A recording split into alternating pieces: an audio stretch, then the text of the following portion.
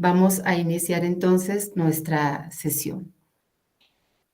Eh, Aquí tienen ustedes un QR en donde está ya precargada la presentación. Si ustedes la quieren bajar, adelante, por favor, es para ustedes. Lo que pediría es que fuéramos juntos. Si es que la van viendo en su computadora, vamos juntos, no nos adelantemos, para que justo no estemos ansiosos. Ahí está unos segunditos más y con mucho gusto la compartimos. Muy bien, nuestra agenda es breve, tenemos poco tiempo. Vamos a empezar rápidamente con una conceptualización para todos tener un mismo lenguaje, las causas y los efectos de esta situación de sobreestimulación a nivel socioemocional y desde luego algunas estrategias que vamos a revisar. Y en estas estrategias, como el tema es muy amplio, he puesto yo el material para que ustedes después lo puedan ver con tranquilidad en dónde está ubicado en la internet y es un material de acceso libre. Entonces no tenemos problema, pero siempre citemos a los autores porque son grandes esfuerzos los que ellos hacen. En este momento vamos a ver un video para reconocer que el tema de socioemociones no es nada más me siento bien o me siento mal o échale ganitas o no, es algo mucho más serio que tiene que ver con la fisiología y la anatomía de nuestro cerebro.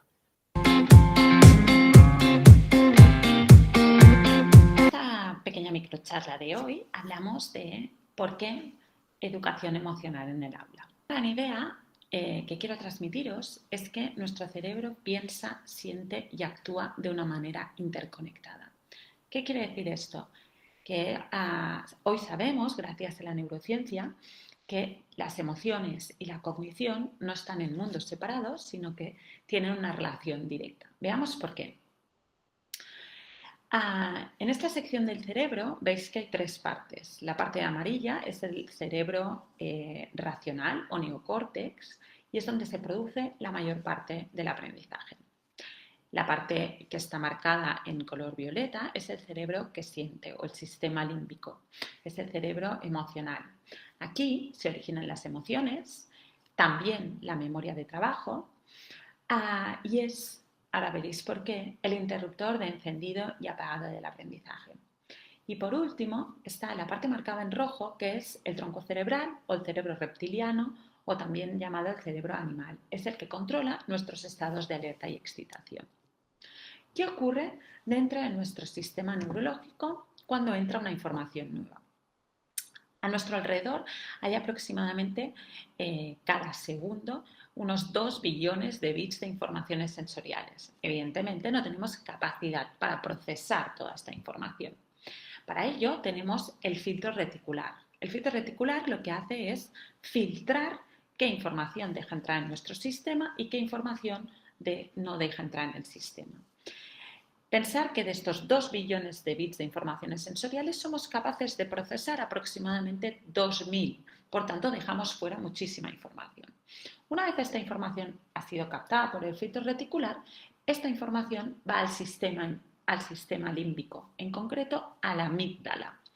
¿Qué es lo que pasa? Hay una interpretación de esta información y después de interpretarla se genera un estado emocional. Dependiendo del estado emocional que generemos, hay una hiperestimulación de esta amígdala. Cuando esto ocurre, lo que pasa es que la información que ha entrado dentro del sistema, cuando hay una hiperestimulación de la amígdala, esta información va al tronco cerebral y por tanto genera una determinada acción. Hemos dicho que el tronco cerebral o el cerebro animal es el que nos empuja a la acción. Cuando esta emoción, esta interpretación de la emoción es una determinada emoción como la sorpresa, la tranquilidad, la curiosidad, etc., no hay una hiperestimulación de la amígdala, sino que no vemos actividad cerebral en la amígdala y entonces la información fluye hacia el neocórtex. En estas imágenes cerebrales que podéis ver, por tanto, que la hiperestimulación de la amígdala depende del estado emocional. En estados emocionales como la tristeza, el miedo, a la rabia, el aburrimiento, etcétera, hay una hiperestimulación de la amígdala y esto lo que nos lleva es a tomar acción. Sin embargo, en estados emocionales como la felicidad, la curiosidad, la sorpresa, etcétera, vemos que no hay actividad en la amígdala y sin embargo hay muchísima actividad en el córtex prefrontal. Por tanto, determinados estados emocionales no solo no son buenos para el aprendizaje, sino que directamente imposibilitan el aprendizaje, porque la información no llega al córtex prefrontal, que es donde se puede producir este aprendizaje. Por tanto, el primer condicionante del aprendizaje es el estado emocional, son las emociones. Por esto, trabajar educación emocional en el aula no solo es importante, sino que es clave para el aprendizaje. Esta última frase que nos dicen no solo es importante, sino me parece que también para nosotros es clave, que si la parte de las emociones no está trabajada o no está por lo menos controlada, el aprendizaje pues se torna más complicado. Por favor, con sus emojis, díganme quién está de acuerdo con esta última frase que nos dijo la doctora. No es solo importante trabajar las emociones, sino es fundamental y clave para los aprendizajes. Muy bien, bueno, muy bien. Vamos a hacer algunas conceptualizaciones sobre los términos principales de nuestra conferencia. Número 1 son las estrategias didácticas.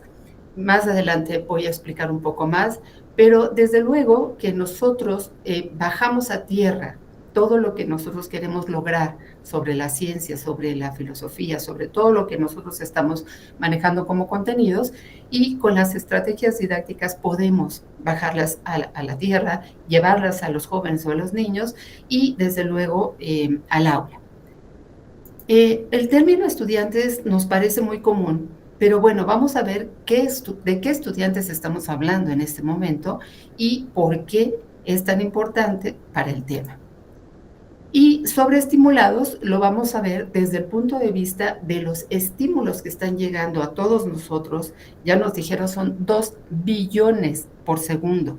Nada más imagínense controlar esa cantidad de estímulos y que pretendamos nosotros que los niños, los jóvenes, estén muy calladitos y muy atentos en clase. Yo creo que necesitamos estrategias para poderlos trabajar. Y finalmente algunas imágenes como estas, ¿no? Los profes que hacemos multitask, los niños que tienen 1000 intereses, que a lo mejor no necesariamente es estar en la escuela.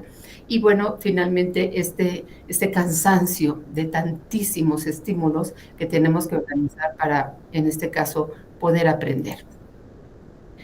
Vamos a ver entonces que el término estudiante, que desde el lasallismo es igual a persona, y desde el humanismo cristiano nosotros lo concebimos como una criatura que es igual o semejante a Dios, y que en este sentido nosotros como profesores tendríamos que estarnos relacionando con un respeto extraordinario para ellos, porque son muy, muy importantes. Pues con ellos es con quienes desde el lasallismo tendríamos que estar trabajando. Y para esto entonces nosotros hablaríamos de una estrategia didáctica que lo lleve en un proceso en donde pueda reflexionar, en donde pueda aprender con H en medio, y que entonces haga suyo el conocimiento, y esto dentro de un ambiente muy flexible para que cada uno escoja la forma de llegar al conocimiento. Esto es nuestro ideal, ¿verdad? Un trato hacia la persona, ver en cada uno de nuestros estudiantes a una persona digna y a una estrategia que vaya en conjunto con esto. Si estamos hablando de que nosotros de pronto tenemos grupos de 50 y tenemos a lo mejor en secundaria o en preparatoria o en universidad 7, 8, 9, 10 grupos, bueno, nos preguntamos cómo lo hacemos, ¿verdad? Y es justamente con la didáctica que lo podríamos lograr. Hoy estamos viendo este panorama entre nuestros jóvenes, entre nuestros niños, unas mentes que están muy inmersas en muchas cosas. Hay un poco de dolor o a veces hay mucho dolor, y desde luego pues todo lo que nos ha pasado a partir de la pandemia no nos ha permitido o no nos permite todavía poder conocer cómo hacer que estas estrategias didácticas sean las adecuadas. Aquí hay solamente algunos de los factores que se visualizaron de mayor manera en pandemia. No es que no existieran antes, teníamos estos problemas y más antes, pero en pandemia se hacen mayores. ¿Por qué? Porque entramos en confinamiento, porque estamos en un contacto continuo con la muerte, con la enfermedad, con la separación, y esto es lo que provoca un entorno, una serie de realidades que no conocíamos tanto, que no afectaba a todo el mundo textual, a todo el mundo, y que entonces no veíamos muchas salidas. Todo esto nosotros lo enfrentamos para sobrevivir en el concepto más amplio, tanto en la salud como para no cerrar nuestros colegios y nuestras universidades y escuelas, para que los niños no se quedaran sin educación. Una cantidad de factores que tuvimos que enfrentar, que la realidad fue que nos fuimos a sobrellevar las cosas en las escuelas y tal vez perdimos de vista muchas otras cosas que debimos haber atendido en su momento.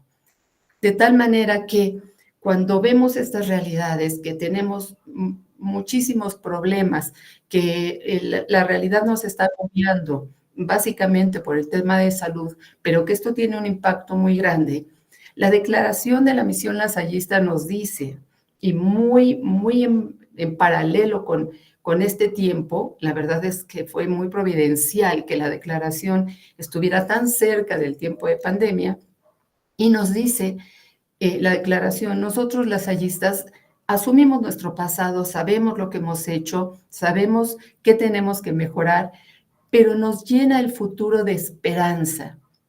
¿Cómo en un momento de pandemia podíamos pensar en la esperanza?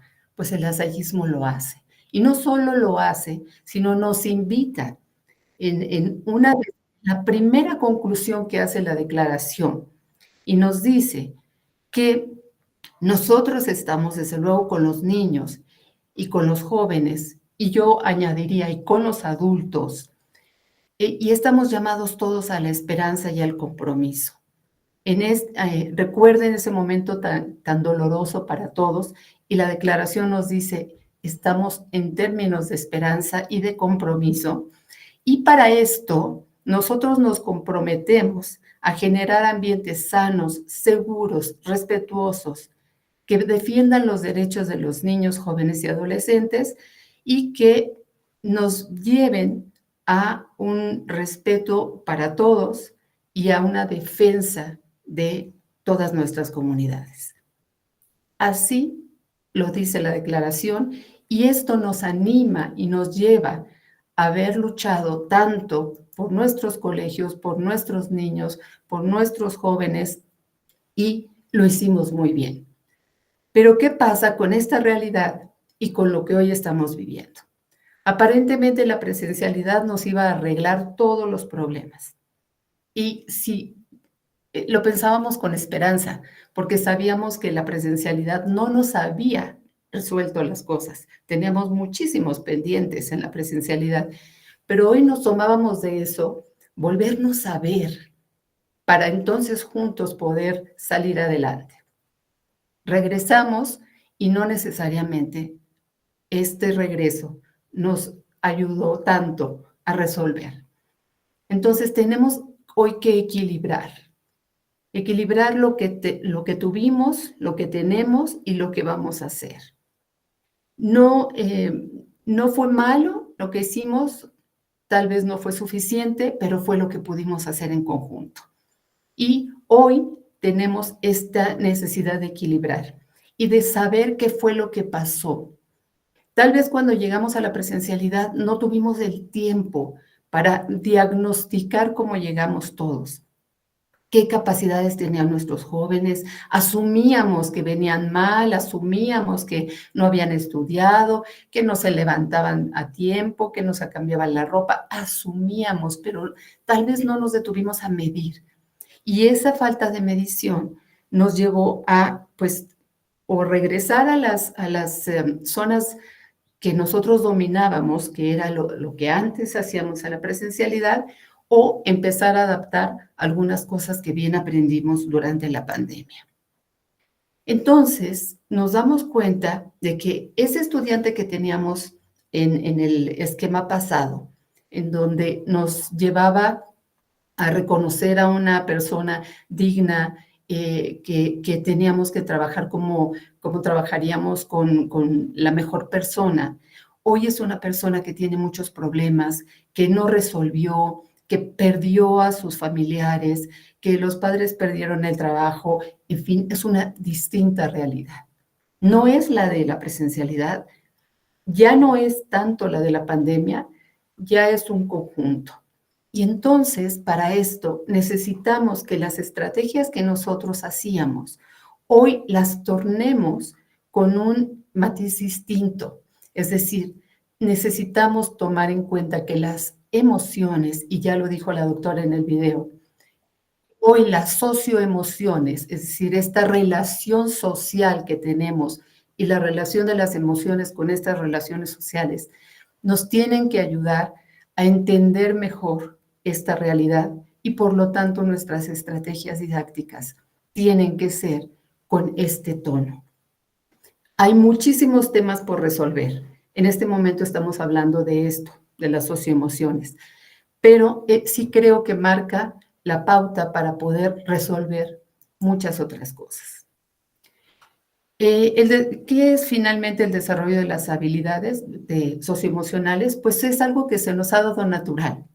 Ustedes han escuchado mucho cuando van a ingresar bebés al preescolar o al cuarto de bebés, etcétera. Dicen, ya que entre a la escuela va a socializar. Esa es una esperanza que tienen los padres y que nosotros tomamos con mucha responsabilidad. Porque es cierto, va a socializar, pero ¿cómo? ¿Cómo va a socializar? Pues a partir de que aprenda cuáles son los elementos de una relación sana dentro de una sociedad. En este caso, traigo a la mesa una de las aportaciones maravillosas que nos hizo el hermano Alejandro González el mes pasado, donde nos habló justamente del tema del lasallismo. Y en esta nos dice nuestra filosofía, no la fuimos a buscar a ningún lado, es nuestra filosofía que nos dice que tenemos que tratarnos en las instituciones, en las escuelas, con fraternidad, acompañando a los otros, siendo corresponsables de su desarrollo, con un espíritu de apertura y además sin importar las diferencias, al contrario, acoger las diferencias y construyendo comunidades. Fíjense qué maravilloso que nosotros como lasallistas no estamos comprando una filosofía. Nuestra filosofía es de entrada una filosofía de amor, una filosofía de esperanza y de sanas relaciones, ya hablando de didáctica de las socioemociones. Bueno, pues entonces, partiendo de esto, que tenemos una filosofía que nos abraza, una filosofía que lo tiene previsto, el tema de las socioemociones, lo tenemos que llevar al aula y tenemos que trabajar con ello. Entonces, revisando autores, pues miren nada más qué cantidad de habilidades tenemos que aprender o tenemos que desarrollar. Hay muchísimas y seguramente hay más. Pero bueno, lo mínimo indispensable es que aprendamos a convivir y a hacer comunidad. Eso es lo que nosotros buscamos. Y eso simple nos lleva al desarrollo de todo esto que estamos viendo en esta novecita y que seguramente nosotros conocemos como docentes. Por supuesto que lo conocemos, es el día a día para nosotros. Y sigo diciendo, no solo estamos hablando de los niños, estamos hablando de nosotros, estamos hablando de nuestras comunidades familiares. Esto tiene que ver con todos. Y por lo tanto, en una comunidad educativa, todos aportamos, en este caso, al desarrollo de las socioemociones. Todos, desde la persona que recibe a los niños o jóvenes en la puerta de la universidad o del colegio y dice buenos días, desde ahí estamos haciendo desarrollo socioemocional y por lo tanto tenemos que ser corresponsables para esto. Con todo esto que estamos viendo, sería muy complejo decir, bueno, vamos a hablar de esta estrategia en este momento y entonces a lo mejor los de universidad dirían, pero es que eso no va con los universitarios o no, es que en jardín de niños eso no se puede hacer. Es por esto que vamos a ver elementos generales, características que debe tener una estrategia didáctica. Ya dijimos que las estrategias nos van a ayudar a organizar, a hacer procesos, procedimientos para poder manejar un contenido, en este caso un contenido socioemocional. Entonces, como todas las estrategias didácticas, pero en este caso de las socioemocionales, debemos fundamentarnos en las realidades de los estudiantes. El señor de la Salle nos enseñó con su pedagogía que él miraba la realidad y luego hacía la estrategia, ¿verdad? Hablando en términos actuales. El señor de la Salle no decía esto se va a hacer así, después veía la realidad. Entonces, nosotros lo tenemos que hacer así. Tenemos que ver qué es lo que realmente necesitan nuestros niños, no asumir como lo hicimos en pandemia, es observarlos, ver cómo reaccionan, qué están necesitando y a partir de eso seleccionar la estrategia socioemocional que necesitamos. Como este tipo de estrategias didácticas son casi siempre muy lúdicas, pues como que dan ganas de hacerlo, ¿verdad? Entonces, en este sentido, ya tenemos un punto a nuestro favor, porque desde el bebé hasta el anciano nos gusta aprender jugando. Esa es una realidad. En la universidad nos ponemos más intelectuales y entonces ahí somos como más complicados, sobre todo maestrías y doctorados. Pero en realidad si nos ponen a jugar con el conocimiento, en el buen sentido de la palabra, aprendemos mucho mejor. Entonces, en el nivel en el que nosotros estemos trabajando en este momento, hagamos que se juegue con esto y jugando vamos a socializar mucho mejor. Estas estrategias no es que ya vi una en un libro que me gustó mucho, me parece muy atractiva y mañana la pongo al grupo. No, tiene que ser un proceso gradual, bien pensado, bien planificado, para que entonces vaya desde el nivel donde está mi grupo o mis niños o mis jóvenes y poco a poco ir llevándolos al logro de la habilidad. Entonces, sí, hay muchísima información, pero vamos de forma gradual y sobre todo a partir de la realidad. Es muy importante que este tipo de desarrollo no sea la clase de estrategias didácticas socioemocionales de 8 a 9 los lunes y los jueves. No, no, no. Tiene que estar integrada en la currícula, en el día a día. Por eso decía yo, desde que digo buenos días en la puerta y alguien me contesta, desde ahí está el esfuerzo por el desarrollo de este tipo de socioemociones. Cuando ya estoy diseñando, voy a ver, bueno, quiero trabajar el respeto porque es algo que nos está faltando en mi grupo. Bueno, el respeto tiene pequeños elementos, tiene una escalerita. Entonces vamos de microcontenidos, una estrategia para un microcontenido y a partir de esto lo voy creciendo. Y voy caminando poco a poco para que finalmente la habilidad se logre. Entonces, por eso hablo de un proceso gradual y bien planificado. Por supuesto, tenemos que acompañar todas estas estrategias, tenemos que ir despacio y acompañando, pero en un sentido de mejora, no de castigo, no de regaño.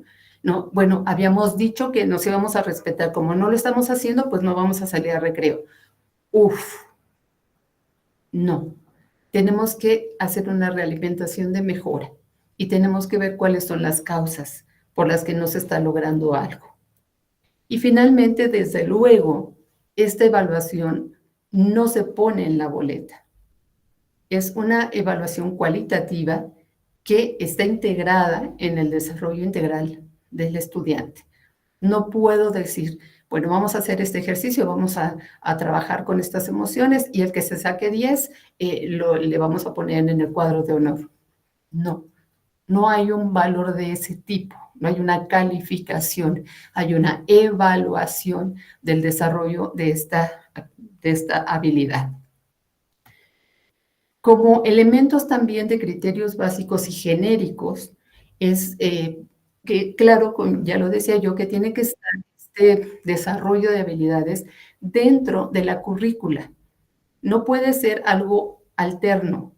Y cuidado con decir es un eje transversal, porque los ejes transversales a veces tienen la mala suerte de que se los olvida a todo el mundo.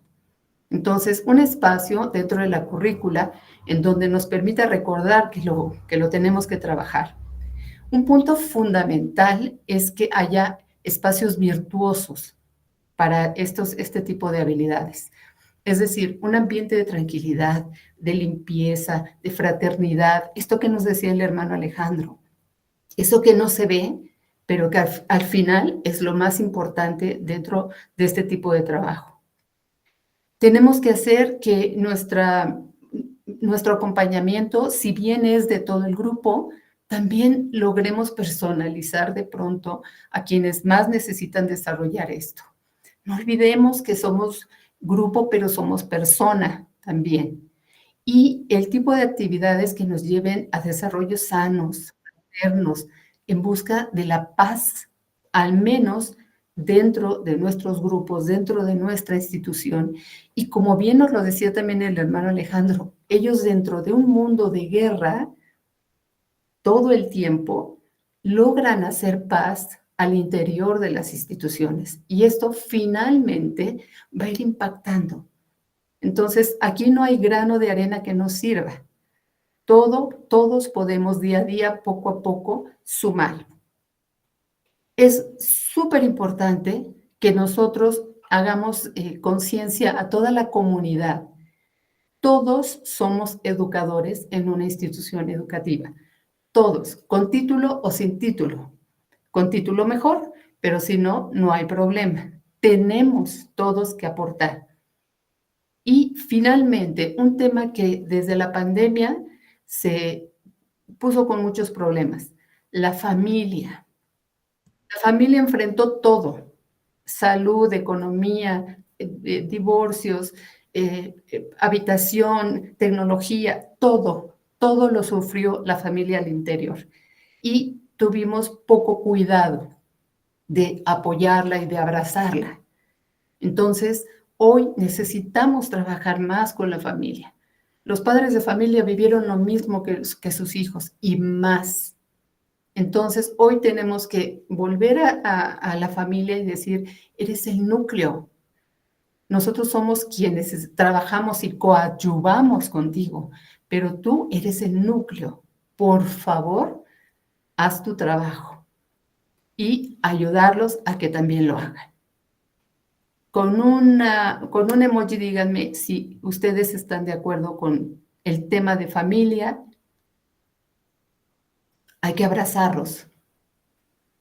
A nuestra familia, nosotros profesores hay que abrazar a nuestra familia y hay que abrazar a las familias de los estudiantes y conocerlas. Muy bien, muchas gracias. Estos son criterios generales que no debemos olvidar ya a nivel macro, es decir, a nivel de institución. Los criterios para el diseño que vimos anteriormente es lo que hago yo junto con mis grupos, con mis jóvenes, con mis niños, con mis colegas, para empezar el desarrollo de estas estrategias. Les voy a mostrar ahora una pequeñísima cantidad de muchísima información que hay, de acceso libre, que eso es muy importante, para que nosotros podamos darnos unas ideas de qué hacer. Entonces, yo aquí les estoy poniendo la portada porque de pronto ya ven ustedes que las ligas se rompen o las ligas cambian, pero bueno, el nombre de la publicación ahí está y ustedes pueden ver cuáles son los elementos que trabajan. Esta publicación, por ejemplo, trae incluso links de videos, de canciones, mucho material que es sumamente valioso y que ustedes pueden llevar a sus aulas sin ningún problema.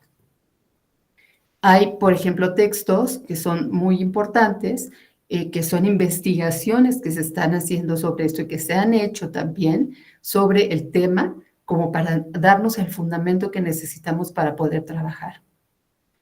Estos son también algunos manuales que trabajan los temas y ya le dan una estructura didáctica muy clara. Entonces, no es que las copiemos, pero sí podemos decir, bueno, aquí lo adapto para acá, esto lo pongo primero, esto lo pongo después, pero nos dan muchos apoyos de cómo se utiliza. Esta revista es una preciosidad. Además son generosísimos porque ponen todo el material y es buenísima. Y nos dan muchos temas. Y dentro de esos temas nosotros podemos encontrar ya lo de socioemociones, así con nombre y con apellido. Entonces, también son muy interesantes. Todo, por supuesto, está en la internet y ustedes lo pueden ver. Cómo lo manejan, algunas investigaciones también y qué resultados han dado. Neuroeducación, neurociencias, ya lo oíamos en el video, es lo que nos ayuda muchísimo. Ya hay neurotecnología, ya hay neurodidáctica, pero es que es la realidad. Ya lo vimos con el cerebro. El cerebro tiene una anatomía, tiene una fisiología y trabaja con, digamos, subjetividades como las emociones. Pero para el cerebro es algo muy orgánico. Entonces, claro, la neurodidáctica, la neuroeducación, nos da ese enlace entre lo que tenemos nosotros como fisiología del cerebro y toda la parte que impacta ya en el tema de aprendizajes, porque son muchos los aprendizajes, y en este caso de las socioemociones. Entonces, bueno, es la misma revista, pero con temas muy, muy actualizados. Este habla de metodologías activas, que evidentemente son las metodologías que más nos funcionan en este tipo de aprendizajes o de habilidades. Es lo que nos lleva a la acción. Eso nos permite poder desarrollar este tipo de habilidades y, en este caso, esta revista es muy, muy interesante. Aquí tenemos otro ejemplo de los nuevos abordajes. Esta, en concreto, ese número en concreto, ya nos está hablando del futuro de la educación y habla exactamente de la sobreestimulación en el siglo XXI. Toda esta cantidad de cosas de las que hemos estado hablando que afectan, para bien o para mal, un desarrollo socioemocional. Aquí tenemos algunas otras publicaciones. Como ven, cada publicación le da una estructura didáctica diferente. Nosotros lo podemos adaptar perfectamente. Y nos deja muy claro qué tipo de actividades hacer y también les va dando una secuencia. Eso también es sumamente interesante. Es maravilloso que ya estemos hablando de revistas que dedican su trabajo a este tipo de habilidades y de aprendizajes. Y hay desde pequeñitos hasta universidad y trabajo con adultos. Estos son publicaciones de la Secretaría de Educación Pública, que también van de jardín de niños, bueno, ellos le llaman preescolar, primaria, secundaria, y en el caso de universidades hay otro tipo de libros que ya también están siendo del orden gubernamental y que están también bien hechos, hay mucho que rescatarles, entonces también los podemos buscar. Por ejemplo, este es el de secundaria, primaria, y bueno, pues con esto yo quisiera dejarles muchas preguntas, que ustedes se pregunten en su día a día, ¿qué puedo hacer desde mi persona? ¿Qué puedo hacer conmigo para poder trabajar todas estas habilidades, para ser una persona sana, en paz, equilibrada? Esto es un proceso de todos los días. ¿Y cómo puedo hacer que esto llegue a mis estudiantes, a mis profesores, en el caso de ser directivos? ¿Y cómo podemos hacer comunidades y personas eh, pues emocionalmente sanas o en un camino emocionalmente sano? Y entendiendo que nuestra propia filosofía y nuestra propia línea pedagógica es la persona en el centro, y teniendo una filosofía que habla de la esperanza y del compromiso, pues seguramente podemos encontrar muchas alternativas para hacer mejor nuestro trabajo día a día y para hacer más felices a nuestras comunidades y a nosotros mismos. Les agradezco muchísimo su atención, quedo a sus órdenes y si hay alguna pregunta, con mucho gusto. Muchas gracias. Muchas gracias, doctora Mari Carmen de Urquijo, por esta excelente ponencia, sobre todo por recordarnos la importancia de nosotros como maestros, poder estar bien, poder equilibrarnos, de poder ver toda nuestra parte emocional y de esa manera poder atender a nuestros alumnos en el aula. Gracias por regresarnos a vernos a nosotros mismos. El maestro José Luis Olvera Hernández, ¿qué prueba diagnóstico nos puede recomendar para saber en qué nivel de desarrollo socioemocional se encuentra el alumno? Bien, desde luego las pruebas de diagnóstico son muy especializadas para cada tipo de realidad, de situación. No quiero hablar de un problema. Entonces, a partir de eso, se tendría que decidir sobre cuál de las pruebas se podrían hacer. Creo yo que si hay un departamento de psicopedagogía en los colegios, que generalmente los hay, ellos nos pueden indicar con mucha claridad qué se puede hacer. Los diagnósticos más especializados y que han brindado más resultados son los que están haciendo desde la UNESCO o desde la Organización de la Salud. Entonces, a partir de esas dos instancias, bueno, hay más, desde luego, pero bueno, las que se dedican mucho al tema de la educación y que tienen comprobado a nivel mundial sus resultados, podrían ser algunas de las pruebas de diagnóstico que podrían ustedes revisar y de ahí ya con los especialistas seleccionar si este es el caso. Algo que, si no podemos hacer esto, algo muy práctico es la observación sistematizada. Y esto es importante también que lo puedan hablar con el Departamento de Psicopedagogía sobre cómo observo sin prejuicio a las conductas de mis alumnos. Y a partir de eso también desde la pedagogía podemos identificar algunas cosas. Pero los grandes organismos son quienes han hecho los diagnósticos más pertinentes. Nos preguntan también dónde podemos conseguir las revistas. Usted aquí nos colocó en la presentación ya las ligas, pero no sé si quiera compartir algo más al respecto. Sí, puse las ligas y el hermano Javier también me hizo el favor de revisarlas y ajustar. Ahí se encuentran para que ustedes, pero me interesó también ponerles la fuente, no mandarles los archivos, sino la fuente. Ahí cuando abran, por ejemplo, ruta, van a poder ver un montón de información más, que eso es lo más interesante. La maestra Yolanda Ramírez nos comenta: felicidades a la doctora de Urquijo, excelente presentación. Y la pregunta es, ¿cómo vincular las estrategias didácticas a la evaluación numérica que nos siguen solicitando en las instituciones? Gracias por la pregunta. Bueno, recordemos lo que les comenté. Nosotros no le vamos a poner un número al desarrollo socioemocional. Lo que sí vamos a poder ponerle un número es que a partir de trabajar este tipo de habilidades dentro de, por ejemplo, de la clase de matemáticas, es que el resultado de la clase de matemáticas va a ser mejor. ¿Qué quiero decir con esto?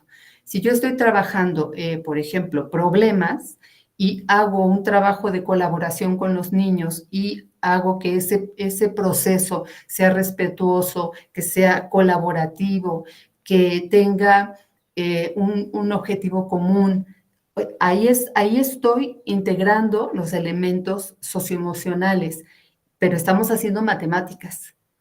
Y en conjunto, ese ambiente virtuoso que vamos a hacer alrededor de las matemáticas, en donde no estoy enojada con los niños que no dan el número, o que matemáticas es pesado y estamos todos estresados. Si estoy quitando todo lo que no ayuda al aprendizaje e integro este tipo de habilidades, seguramente la calificación de matemáticas va a subir, el aprendizaje va a ser mejor. Ahí está la calificación que tengo que mandar a Secretaría de Educación, una buena calificación en un buen proceso. Entonces, no son cosas separadas, son cosas que se integran y que se integran de manera natural. Y estoy segura que este grupo de maestros que está en este momento lo ha hecho 1000 veces. Tal vez no hemos sido conscientes de que lo estamos haciendo muy bien. Entonces, ambientes virtuosos que provoquen aprendizajes significativos. Y ya por último, quisiera preguntarle, ¿cómo lograr que a nivel directivo se pueda caminar con el personal docente para no sentir este tironeo de pronto, esta mirada, unos vamos hacia un lado, otros hacia otro, ahora que usted compartía, ¿no? El abrazar a las familias de nuestros alumnos, de nosotros mismos, pero ¿cómo lograr esta directriz desde lo que usted nos plantea el día de hoy? Muchas gracias. Sí, muchas gracias. Bueno, creo que justo es darnos el espacio. Nosotros con el tema de pandemia entramos en una competencia contra la sobreestimulación, más bien a favor de la sobreestimulación. Es decir, nos dábamos cuenta que la tecnología nos iba ganando, entonces en vez de decir, bueno, vamos a tratar de hacer altos y en las clases virtuales dar espacios de respiro. No, la presión de los padres y la presión social y la presión institucional nos hacía a que los niños estuvieran todo el tiempo de las clases, todo el tiempo haciendo cosas y después de que terminamos todavía más tarea para que sintiéramos que estábamos haciendo muy bien la educación. Y yo me pregunto, si yo voy al médico y le digo que tengo un sobrepeso de 20 kilos, el doctor no me va a decir, pues siga comiendo, pero ahora con más ganas, porque hay que abatir a la obesidad. Me va a decir, pare, y vamos a dosificar. Nosotros no tuvimos tiempo de pensarlo en pandemia. No tuvimos tiempo, pero hoy sí. Entonces, vamos a darnos un espacio al interior de las instituciones, a ver cuál es la situación y entonces empezar a enfrentarla. ¿Para qué vamos a llamar a los padres de familia? ¿Para asustarlos? Porque tenemos muchísimos problemas socioemocionales, o para que respiren con nosotros y demos una solución que es el primer paso para las soluciones. Yo creo que tenemos que dar espacio, tenemos que darnos tiempo de ver qué está pasando. Estamos sobre y saturadísimos de violencia. Es lo del día a día.